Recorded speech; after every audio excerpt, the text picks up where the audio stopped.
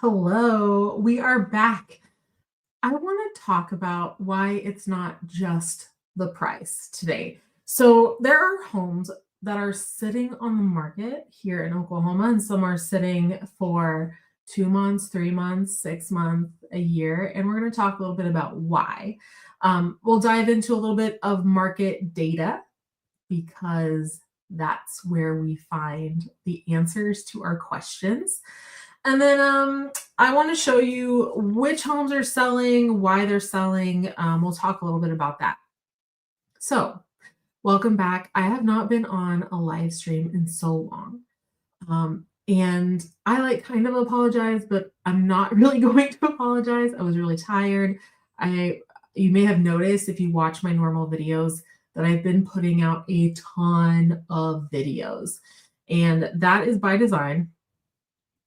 Let me just make sure my camera or my general my audio is on the correct thing. It's not, so it's good that I checked it. There we go. Oh, that should be so much better. Oh, I'm so glad I caught it because I hate when I do the entire thing and it's on the wrong mic. So yay, we're here. Okay. So I'm not going to apologize for not being on live streams because honestly, I was just really tired. I put out a ton of video. Hopefully you've been watching them. If you have, thank you. If you haven't, what are you waiting for? So that's where I am on that. So I'm Marcie Billen. I am a real estate agent here in Oklahoma. I work with agents all over the US, and I do specialize in Oklahoma. And we are going to talk about that, specifically the Oklahoma City Metro, which is where I live, and it's my favorite. So let's get into it. Today, you'll walk away with some information about different markets around the Oklahoma City Metro. I will warn you that I focus south, meaning not like South Oklahoma. Sorry, my nose is itching. I'm not focusing on South Oklahoma. I'm focusing on the South Metro. Typically, that means below south of I-40. That's really common for me. So if you want me to talk about Edmond, Piedmont, Luther Jones, any of those, you're going to have to tell me because I won't know unless you do tell me. And I really want to know where you are watching from too. That will help me out a lot, especially as I'm preparing different videos. So if you want to tell me what town, what state you're watching from, that will be amazing. All right, guys. So cool. Usually the thing that I get the most questions on these live streams is on the market. So it is really what I try to focus on. And I had a banner that said this. I don't know why it's gone, but I need you to ask questions as well. If you have questions, drop them in the comments for me. That will be very, very helpful if you can do that. Even if you're not watching live, you can do that. That's totally fine. And I answer them sometimes a little more slowly if you're not watching live, but you get what I'm saying. So definitely get those questions in. So let's look at some of this market information that we have. Big picture of what the market is doing. My chair makes noise. Recently my other office chair, my normal office chair, broke, whenever you adjust it all the way to the top, which is where I sit, and then it just sinks down really, really slowly. And I've tried to fix it and it didn't work, and it's less than a year old, so it should be under warranty, but that's a whole other issue. So the chair that I'm in right now that doesn't sink is making some noise whenever I shift and I have to shift. So yeah. So I want to talk about the full market for a second, but really even in the Oklahoma City Metro, we have a ton of different stuff going on with different cities and towns, prices, what people are wanting, what they're asking for, how fast it's moving, new builds. There are so many different things going on. So that's why we need to break it down a little bit. So overall, the Oklahoma City market, which I don't have necessarily like a specific slide for you on this because I just don't, it doesn't matter. What matters is what area you care about. And those are the questions that I want to answer. But Oklahoma in general stays pretty much in a pretty good seller's market. And the reason for that, and that's just overall, that's on average. I'm not saying every community is like that because it's not. So I'm saying that because we just don't have the inventory that some other states end up having. That is why it's like that here. But each little town and little community is its own separate thing. So that's part of the thing. Okay. So the first thing let's talk about, I wanted to talk about Norman here really quick. Norman happens to be Norman happens to be where I live. And I don't specifically only work in Norman. I work all over the metro. I do, of course, understand Norman pretty well, considering I live here and drive around in it every single day. So what I wanted to talk to you about is like the metrics. What are we seeing? How are things moving across Norman? Norman to us is its own tiny little city. We are a town of 128,000 people, right? So it's really like, if you're from Norman, like it's just like a proud feeling. So the numbers that I have are from April 2025 because May is not over yet. They come out, I think, last week. And that's why I wanted to do this live stream today to talk to you about the numbers that came out. So what I see here, let me just like take you through my thought process as I'm looking at this as a professional. So what I see year to date, and if you're looking at the screen or if you have access or you're not driving to look at the screen, then you'll see what I'm seeing. Yay. Hey, Paul, it's really nice to see you. Thank you so much for watching my videos. I really appreciate that a lot, so much. So the thing I want to look at first here is year to date. So January through April 2024 compared to January through April 2025. The first thing I see is new listings and how many new listings we had last year versus this year. So last year was 710. This year is 845. That is a huge difference. It's a lot. So that change is actually 19% more listings this year. That means there are more things on the market to go ahead and sell, which can become difficult. So that is why whenever we look down at average days on market, we're going from last year at 46 to this year at 57. Okay.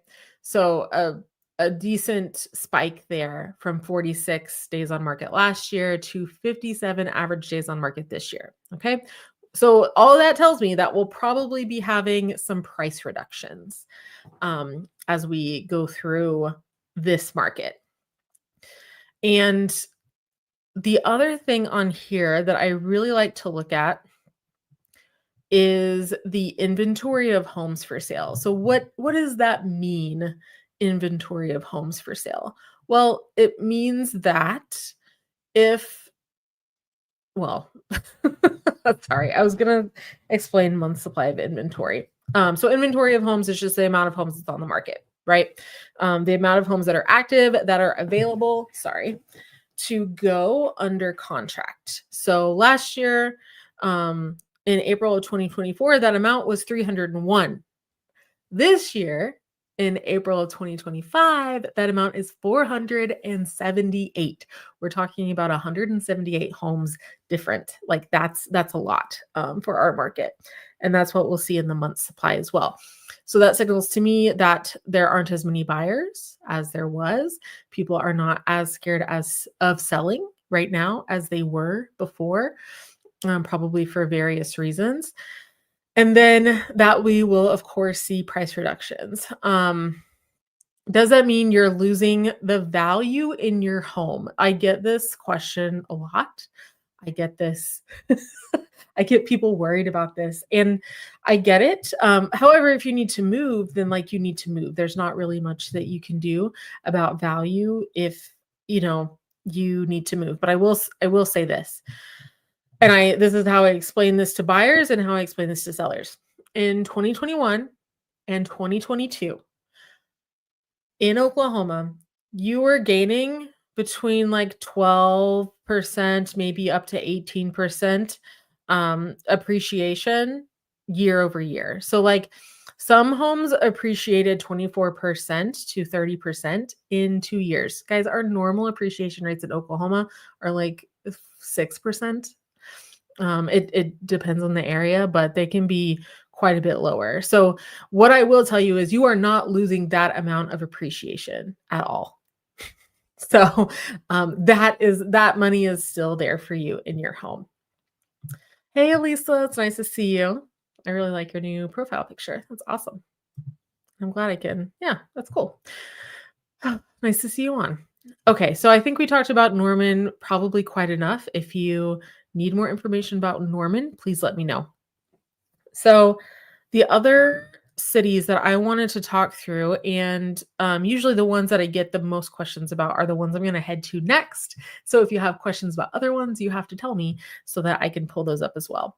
So Oklahoma City is the next city that I wanted to bring up to you.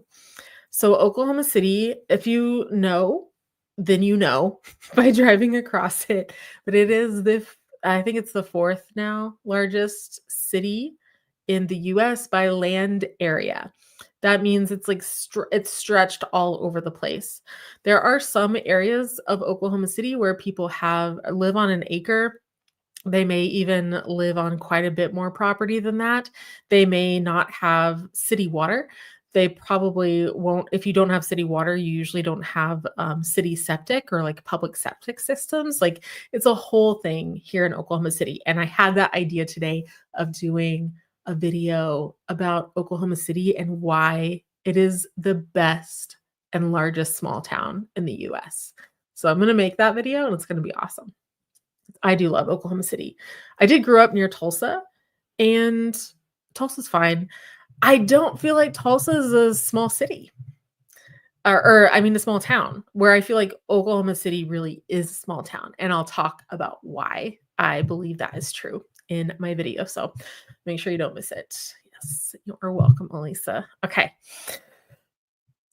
Moving on to Oklahoma City, what are we looking at in numbers? So as a realtor, the first thing I'm going down to is days on market until sale. And that went from 31 days in 2024 to 37 days in 2025. For the whole year, we're looking at 35 days in 2024 and 44 days in 2025. So what is that telling us? Well, it's telling us it's moving a little bit faster than Norman. The market in Oklahoma City is just moving a bit faster. I can speculate as to why this may be true. Sometimes it's hard, though, to look at Oklahoma City as a whole because it's all over the place. Some of Oklahoma City is in Cleveland County, some is in Oklahoma County, some I believe is in Canadian County. So we just have to take that into consideration. But they still have new listings up about 20%. So that's going from 2,300-ish listings last year up until April to almost 2,900 listings. Okay. So what does that mean? Like, as a realtor, when I look at that, I'm like, okay, well, I figured it would be worse at this point, like a lot worse, and it's not. So if that's not worse, like, is Oklahoma City one of the best places to see, stuff appreciate? And I'm looking at these numbers, and I'm looking at these numbers. I'm looking at the median sales price, which I'm looking at the median sales price, which, last year was at $230,000 for Oklahoma City. And that is probably some of the reason that it has stayed so well moving, is because Oklahoma City is cheaper. than other places. Actually, it's more affordable is what I would say. Not necessarily cheaper. And then so that median sales price has gone up almost 4% since last year. So that's one of the things I wanted to point out here too. And I see it across all of the numbers that I pulled for you today is that home prices are still going up still, but they're not going up 20%, guys. It's like 3%, which is normal. It's a normal in our market, and that's a good thing for us. It's a really good thing. You don't want that to change. I mean, you could want it to go up, but you don't want it to change and go down. Oh, yes. So Elisa says, thank you for helping her daughter and son-in-law buy their first home. And you are so welcome. I'm so happy for them. And I love the neighborhood that they bought in. I think it's awesome. I have so many friends that live in there. And I just, yeah, like I think it's going to be a really good spot for them to kind of make their life as their, being awesome. Elisa says that Oklahoma is so affordable compared to California, where we relocated from. And I was listening because Elisa came from San Diego. I was listening to someone talk about San Diego and just like the fact of it being landlocked. And I think that's the biggest, well, it's not the biggest difference. Maybe it's the biggest geographical difference between Oklahoma and San Diego. Oklahoma has a ton of land, and San Diego doesn't have any left really to build on. So that is one of the things that makes it so affordable here in Oklahoma. Sweet. Okay. I do believe that's one of the reasons why Oklahoma City is moving so quick is because of the average price point. So in Oklahoma City, the median sales price right now is around $238,000. I'm going to switch to Norman here. The median sales price for Norman is $286,000. Yes, you heard that right. It is a $50,000 difference. I have some areas of Oklahoma City that I love to sell in. They are beautiful. You can get to downtown in 10 minutes, which means you can get to the best restaurants. You have some great hiking. Like, it's great. So if you need more info about that, you just let me know, okay? I have my notes down here, so I'm just taking a look to make sure I don't miss anything for you.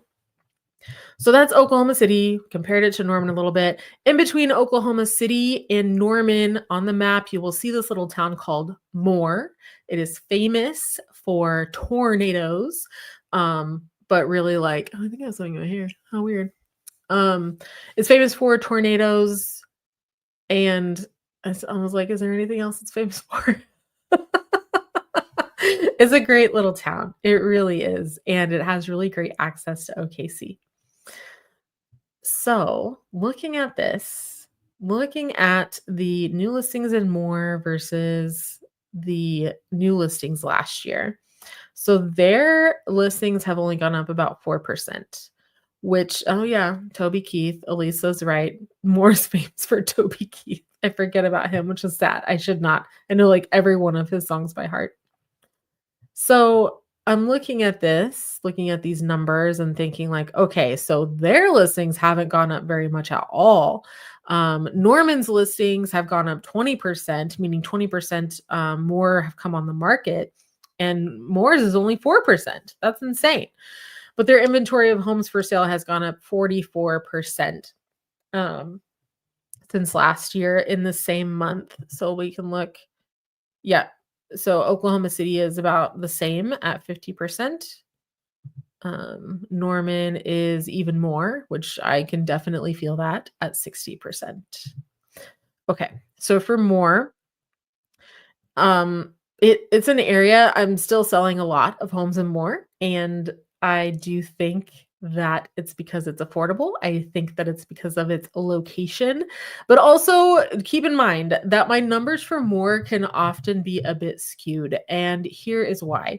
It is a very small town, even though it's got a very large school. It is a small town because Oklahoma City surrounds it, and so does Norman. So it can't grow by land mass, and that is a problem.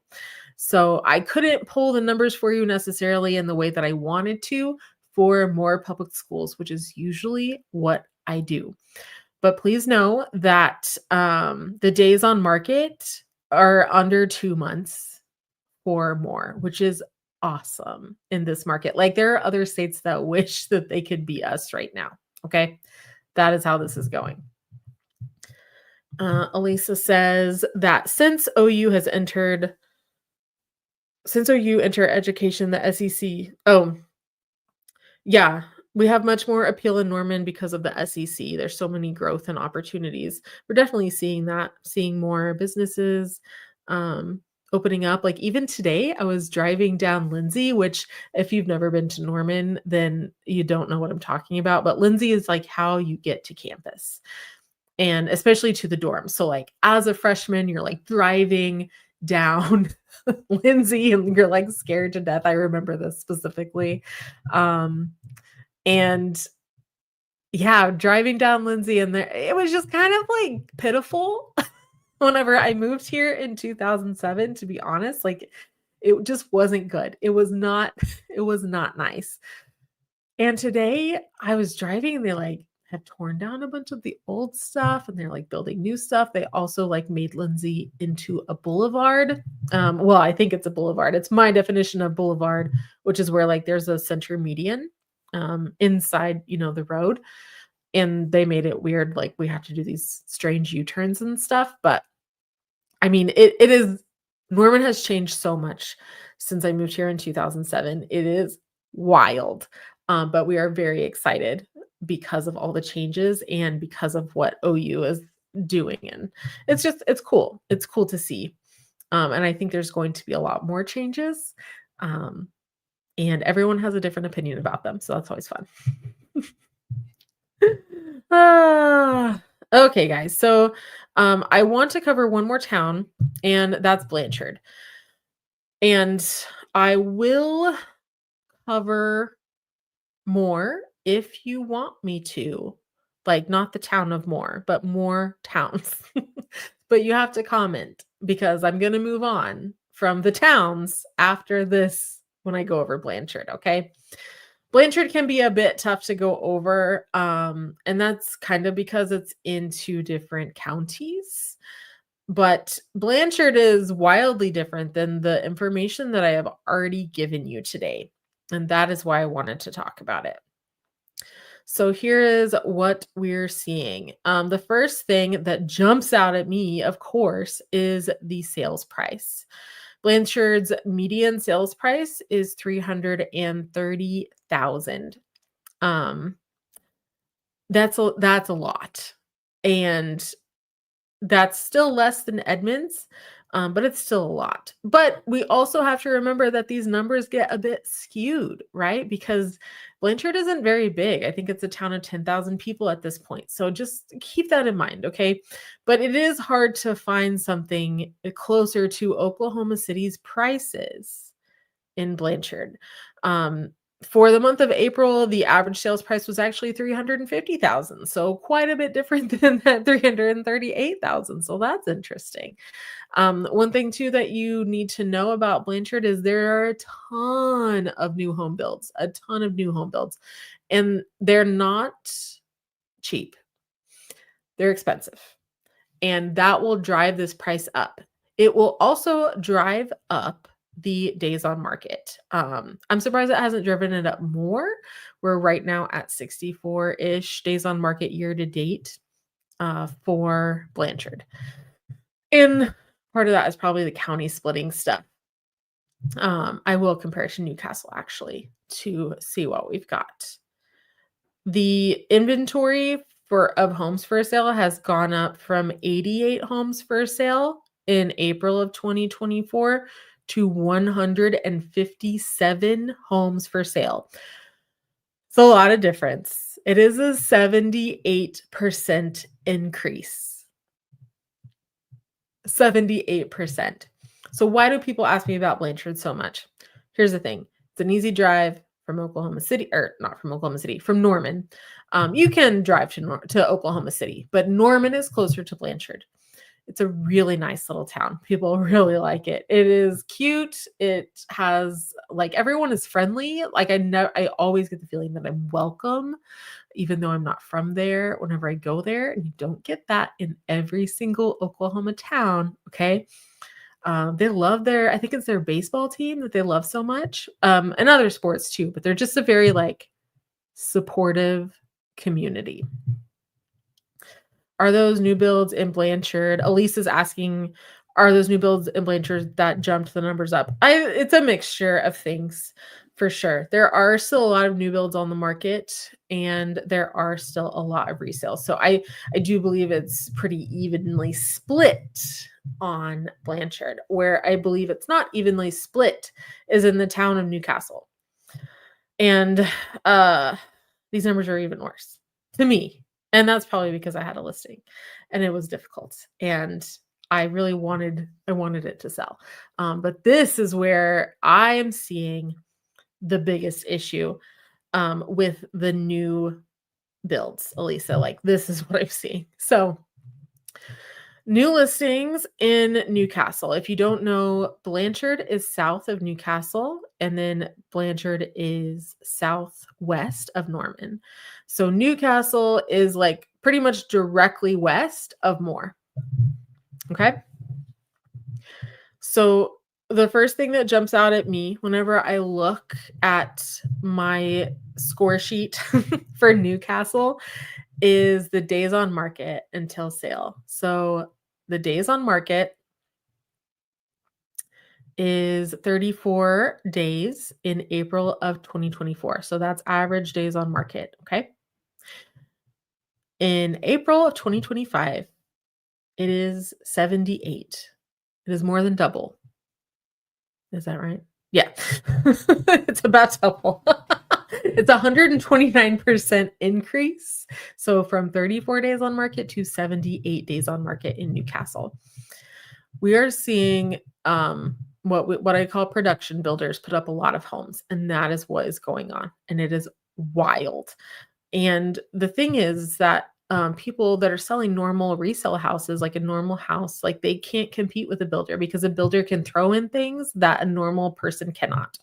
So yeah, Elisa says that Blanchard zip code is used by lots of small towns in the surrounding area. Yeah, I agree with that. And a lot of those still go to Blanchard School District.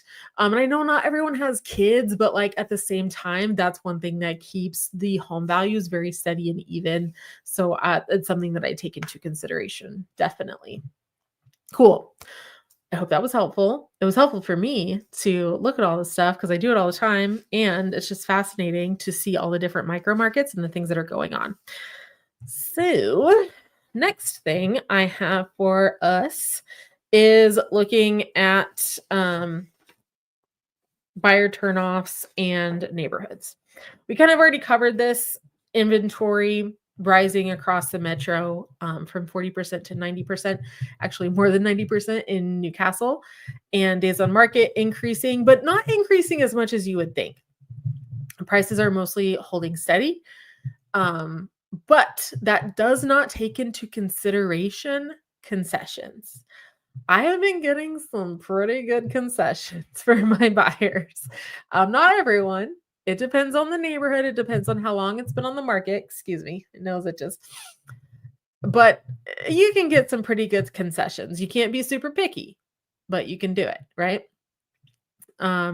Price softening. I always think that's a weird way to say the prices are going down.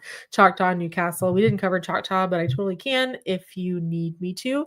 Also kind of hard because it is a smaller market, lots of new builds, and their average home price is really high. So that's great for them and not so great for people looking for affordable homes. Awesome. So buyer turnoffs. That is one of the things I wanted to go over today, just because what I'm seeing is a bunch of people wanting to sell their homes. Okay.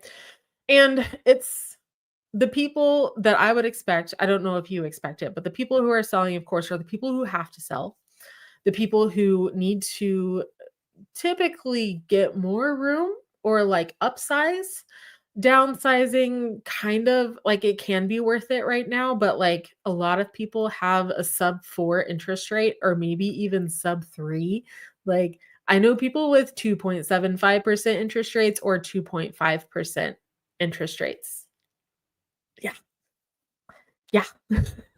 I wouldn't move away from that either, even if it meant I needed to be in a smaller house. But who I am seeing move, and maybe you guys can jump in here on this as well, if you've seen this in your own friends and family, is people who maybe don't want to live by themselves anymore. Maybe they're going into like an assisted living situation or moving to an RV. Maybe they are getting married and, merging households. Maybe they're trying to build up their rental portfolio, which is a great thing to do right now, in my opinion. And we can talk more about that if you guys want to. Not like buying hundreds of houses, but you can build a good amount of wealth through just having a few, which is really nice. So, top buyer turnoffs. And I'm talking about this because buyers are so picky right now. And I get it. For like 3 years, they didn't have a choice. They had to walk into a house and say, "I want it or I don't want it," and that was it. Like, you couldn't talk about anything else. You couldn't say like, "Well, if it was this, then I would buy it," or if it had a pool, I would buy it. Like, no, it didn't matter. It didn't matter. So now buyers get to pick things. And if a house doesn't meet their criteria, they walk away. Especially if it doesn't have anything else special in it. So the top buyer turnoffs that I'm seeing, dated interiors are a really, really big deal. And I'm not talking about interiors from the 1970s. I'm talking about interiors that are 10 years old. And I know it sucks. I know it's weird. I know it's sad. I'm so sorry. I am not in control of this. There are certain things, of course, that I help buyers do with like updating their interiors that can be a little less expensive than other things. The main thing is usually the floor, or paint. Paint is easy-ish, right? Um, so yeah, that is good. But people just are not loving the dated interiors. I had this recently. Hello. Yes, you caught me live. I'm so glad you jumped on. Thank you so much. I'm so happy to be on live again. So, with dated interiors, I have a little story for you. This happened to me recently. I put a buyer under contract on a really nice house. It was just under $500,000. Okay. And I'm looking at this house. I'm like, this thing is really nice. It had only one owner. I think they built it in like 1995 or something like that. It had a shop, it had an acre, like it was really cool. And I did the pricing on it and I'm like, this house is so underpriced. So when I did the pricing, what I thought it should be what I thought it should sell for was a good $30,000 above what it was listed for, and they had not gotten a full price offer, and it had been, I think, 45 days or something like that. Like, it was a lot. 45 days to me is a lot because the longer a house stays on the market, the more value it loses in the eyes of a buyer, and that's a problem. Um, yeah, so that was fun. But, when I looked at it, I knew why. On the inside, even though the house was nice, it was beautiful, it was upkept really well, it had wallpaper from the 1990s. Mhm. It just looked dated, and it was a problem for most buyers. It wasn't a problem for my buyers. I was so happy they put it under contract because I think it's perfect for them. And yes, wallpaper sucks, and doing some of those updating pieces is not fun. But at the same time, like having a house that has been well cared for will save you so much more money than having a house that is just pretty. There, I said it. That's my opinion, and that is my experience. So Misty says, "I can't wait to move to Oklahoma. However, interest rates are crazy." Yes, interest rates are crazy, and there's ways around that. I won't go into it in this video, but there are ways around it. So, and I actually am making a video about that. So, watch out for it, Misty, because I think that I think that things are possible and they're becoming more possible depending on what you want, depending on how flexible you can be. Depending on your flexibility. Oh man. Okay, awkward layouts are another thing that buyers hate. They don't want that. And I've been seeing them really really hate houses with small bedrooms. It's fine. I get it. A lot of the reason for that is because they are going to multi-generational living, which is understandable because things are expensive.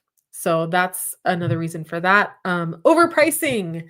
Yes, you cannot overprice your house. You cannot overprice it. The reason is because if you overprice it, even by $10,000,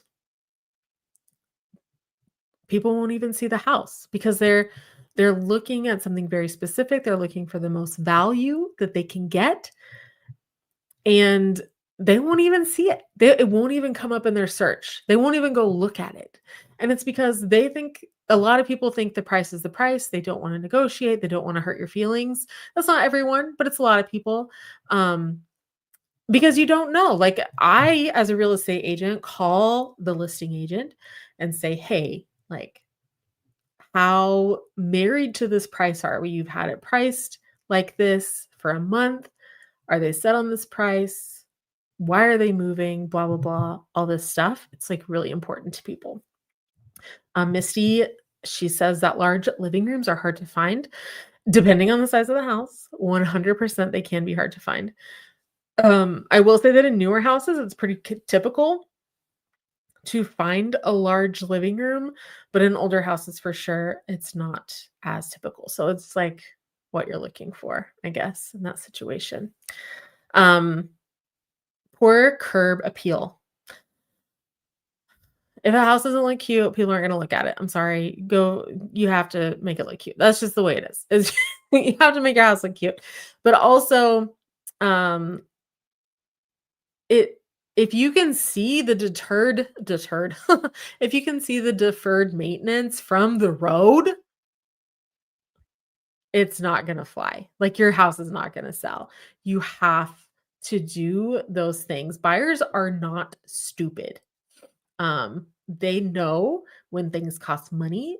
They can see wood rot, they can see peeling paint. And if that's what they're seeing, like, what else is there, is the question. Yeah, because there can be a lot of things under all of that. I already kind of covered this, but unaddressed maintenance or inspection concerns.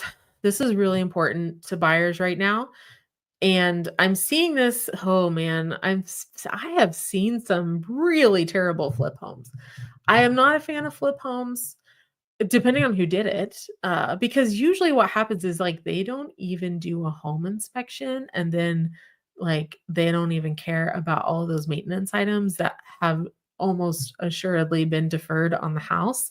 So then like it's a cute house, but like you have some other really big problems. So that to me is a big issue, and always be on the lookout for that.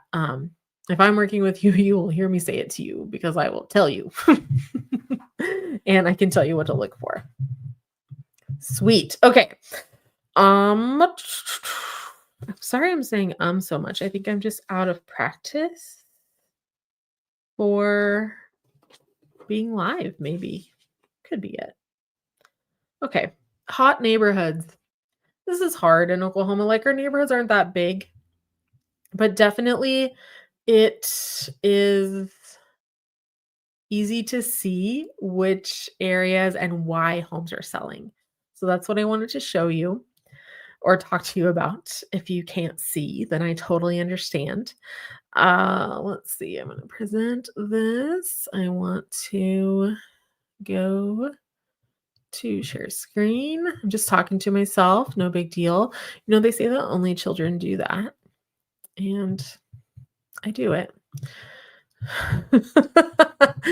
I was no one else to talk to. So of course I'm going to talk to myself. No problem. No problem. I do want to present. You don't. There it is. Cool. Okay, here we go. So this is really fascinating to me. This is like looking at why homes are selling quickly and why buyers are choosing them and why buyers are choosing them fast. Okay. So Misty, you're from Iowa. Yeah. So in Iowa, people think that their land is gold. Yeah. I mean, I've heard that. And like I've seen the prices too. Even around Iowa, they're insane. So I was doing some pricing for some land today, and it was interesting to see how land has sort of like flattened out a little bit, but I think that's also the cost of building here is pricier than it was, and I mean everywhere. Okay. Oh, sorry. I totally missed your question. So this sorry, it's fine. Hello. Very nice to meet you. So it says, as an Oklahomian, that's cute. Yeah, Oklahomian, do you ever feel water insecurity? Do droughts have a big impact on day-to-day life? No. The only time, like I'm trying to think the last like big drought, like whenever I was a kid, we had a couple. A lot of people here do have wells, so they have their own private well water. I don't. I do have city water. The only thing that they ask us to do in relationship to water where I live in Norman is like if I have like an even numbered house, then I have to water on a certain day. And of course you're supposed to water in the evenings and all that stuff, but no, I don't typically feel water insecurity? But that is a really good question and something I don't even think about very much. But I have a friend who works for the water police. I call them the water police, and it's not. But it's funny because I just make fun of it. It's funny. But I think asking her some more questions about that would be really interesting too, because she's definitely taught me a lot. You're so welcome. You're so welcome. It's a good question. All right, looking at these homes. So what I have up here are pending homes. So these are homes, because I just wanted to look at stuff that's like really important to people right now. Homes that people have just put under contract. So what I did here is I'm looking at homes in Norman, and I'll move to other cities, of course, that are under contract and were under contract within 15 days. Okay. So I'm looking at why did these houses go under contract? What's going on here? So I love looking at some of these over here. Like this neighborhood is really important to me. I'm looking out for it. So like this one, this is in Cambridge. And it sold. It's almost a half an acre. I can almost bet you that's why this house sold so fast. And let's see, 10 days on the market. Let's see what else it has in it. So as a 3-car garage, another thing, buyers love that. They love a 3-car garage. Also, look at the curb appeal. Look at how good that looks. And the inside, really clean, fresh. You can actually see what's going on. Even though it's not completely updated, it still has kind of that like darker wood cabinet. It has black granite countertops, which not everyone loves, but like it's something you can look past when you have half an acre in town, which is probably what went on with this house. So there's that one. There's another. So this one is in a different neighborhood. I'll go to that here in a second. These are all this is a Cambridge neighborhood in Norman, which is very popular. So things sell quickly. This one, it sold pretty quickly at 9 days on the market, and it is cute. That is why it sold. 100%. 100%. That's why this house sold. So yes, 100%. Has all new cabinets. Has a great skylight right there. All the doors are probably new. They look new to me. And I love the tile that they did in the laundry. That's cool. It's also on a very small lot. So the fact that it's cute is probably why it sold. And 325,000 in Norman is not that far over the affordable range. Makes sense. All right, let's look at one more and then we'll move on to a different town. So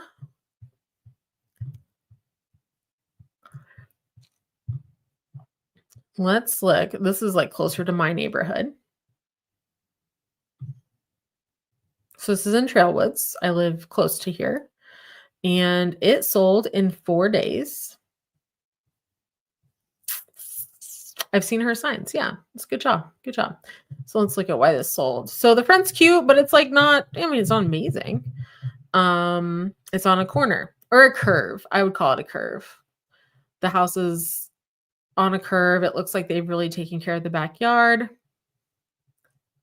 Okay. Yeah, I know where this house is. And the backyard's super cute. Like it's ready to move into. And that's what buyers want. They want something completely ready to move into, and that is what they got with this house. That makes a lot of sense to me. Perfect. Okay, I'm going to move on to, and so I'm like these areas, these are really close into Norman in like certain neighborhoods. So I didn't look at anything that really had a ton of land with it, but there are also those. But I will tell you for almost all of these, like the reason that they sold so quickly is because they were priced correctly. That is a huge reason. So I'm going to go up here and we're going to look at Oklahoma City. Guys, I thought about changing my time for my lives to be a bit later. A lot of the reason is because like I know my viewers out in California, like this is still really early for them. But guys, I'm so tired. I was just like, that sounds like a good idea. I don't think I can do that. That was like my thought process. So for my wonderful people in California, I wish that I was an evening human. I am not. So I look forward to seeing your comments and hearing what you think whenever you get to watch this. Oh no. Okay. So here is Oklahoma City. So you can see even by these pending like orange dots, like some of these are like north of Edmond. How is Oklahoma City north of Edmond? How is it west of Mustang? How is it south of Moore? Like, how does this make sense? It's because Oklahoma City is giant. So some of these neighborhoods that are just moving really well, and we can tell if they're moving really well by the number of like the pending pins that I have in here. Okay. So this area called Talavera, which is actually in Moore, is one of those areas. So it's a great little neighborhood. It was one that was started before the Great Recession. So it's definitely like it spans a large amount of time. So sometimes those homes, like those builders didn't get to build as quickly as they once could have done. Oh, I'm getting out of my thing. Because of that. Yeah. So looking at these homes, these are all under 15 days on market. So what happened here? Well, this was priced at 269,000. So I can almost guarantee you cannot buy a brand new house that's 1,500 square feet for less than, I mean, and more. It would be out a little bit further, but you can't. There's not a possibility. Like the house would be 1,100, 1,200 square feet. That is why this house sold. It's also cute. So it's not even updated inside. Like, so there's still some, like darker stuff going on with the cabinets. But it also, let's see. Yeah. It looks like it has an extended garage. Sorry, I was going really fast. If you're watching this, that was not my intention. So it's nice, it's clean, it's definitely not completely updated, but it's 100% move-in ready, and that is what people want. Okay.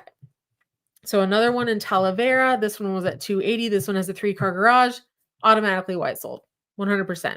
If you have the opportunity to purchase a house with a 3-car garage and you're really focused on appreciation and resale value later, that is the thing. This one also has a brand new roof. We did not talk about that. A roof is very important right now because if the roof is more than 5 years old here in Oklahoma, then their insurance is going to be extremely expensive. And when I say extremely expensive, I'm talking like, let's see, the one I had recently where the house was $500,000. It's in really good condition. It was quoted $6,000 a year for the premium. And for some of you, that may be completely normal, but for most people, that is not normal. So it was a lot. And it had an above ground pool. That's interesting. Really cute though. This one's still under 300,000. I think I'm sensing that affordability situation. So this one under 300,000, still pretty large, 1645 square feet. And let's see here. Storm shelter, hot tub, really nice backyard, move-in ready. Doesn't look like there's any homes behind, which is also a really big deal. And still, we look at this and we say, like, it's not updated on the inside. It's got red walls, which is very 1990s, and that's okay. But it also looks like it doesn't have any carpet in it, which is a very big deal for buyers. Like, no carpet is awesome for people because the paint in here is very loud and crazy. It's not completely updated, but it looks like someone could move into it. So all they need to do is get to the closing table with their money and they would be ready to go. That's what's going on here. It's awesome. I feel like I'm preaching to you. I'm so sorry. That it's a soapbox I get on. Like this weekend, I looked at some homes with a prospective buyer and they were terrible. Like there's so much more that could have been done to make the house look at least move-in ready, and it just was not done. And, I'm not blaming other realtors. I'm blaming the seller. Like ultimately, I mean, you really have to know what the buyers are looking for to get that price that you want. And even pricing it a little bit lower is really difficult. So, yeah.